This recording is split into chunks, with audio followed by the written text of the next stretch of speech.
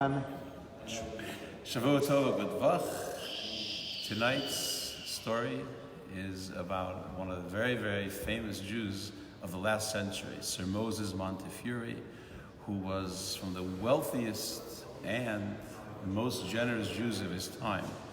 He merited to live to be well over 100 years old. He was the honorary mayor of London. Not everybody knows how truly religious and dedicated to the mitzvahs he was. So here's a story about that, and perhaps there's a lesson we can learn. I hope there is. Sir Moses was one of the 10 Jews in the entire country of England that was allowed to deal in stocks and I believe in the precious gems market.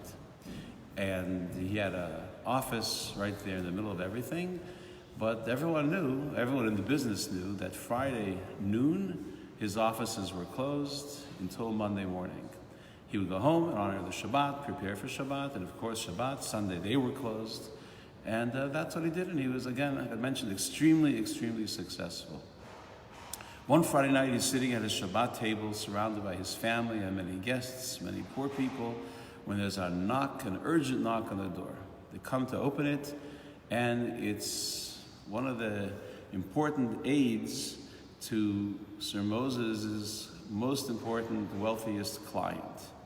And he comes inside the room. He says, "I'm sorry to disturb your Sabbath, but I have an urgent letter from my master that he asked me to give it to you, that you'd read it and you should comment on it." Sir Moses asked him, "Is this life or death?" And he says, "No, it's business related." And Sir Moses said, "I'm sorry, it's my Shabbat right now. It'll have to wait till Monday morning."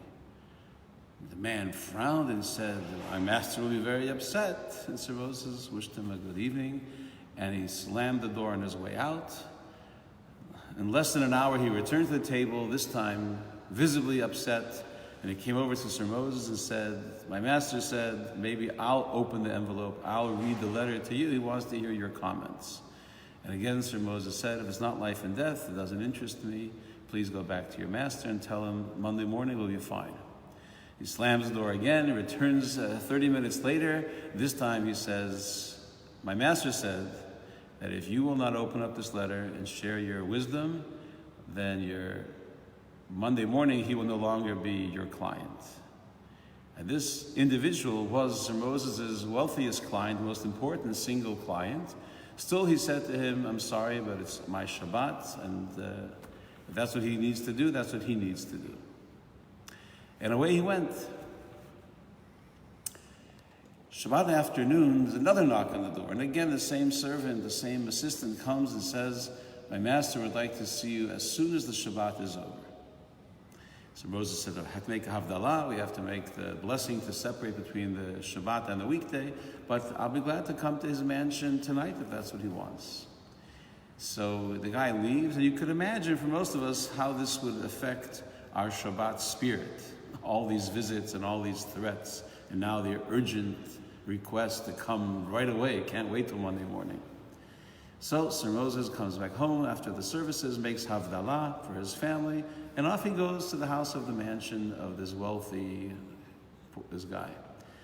Comes to the house, knocks on the door is thrown open wide, and there is standing this wealthy man, and he immediately embraces and he gives Sir Moses a bear hug.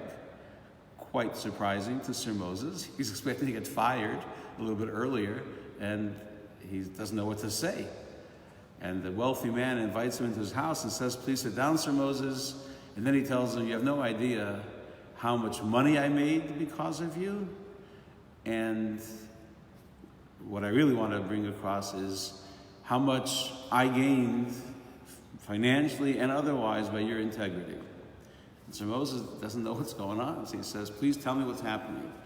So the wealthy man said, "Last night, Friday night, I was sitting here in my house having a good time with two of my wealthy friends, drinking some stuff, and the conversation turned to our business situations and those who we employ.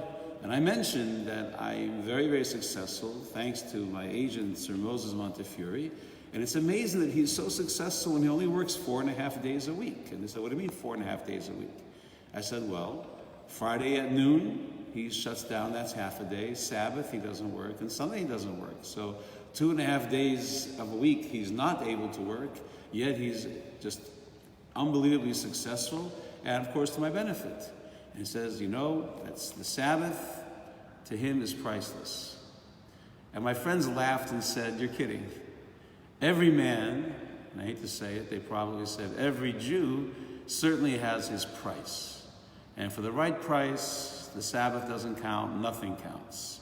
And I said, you're wrong about this man. This man really treasures his religion, treasures his faith in God, treasures the holy day of Shabbat. There's no way that he would respond to there's no price to buy him to transgress his Shabbat.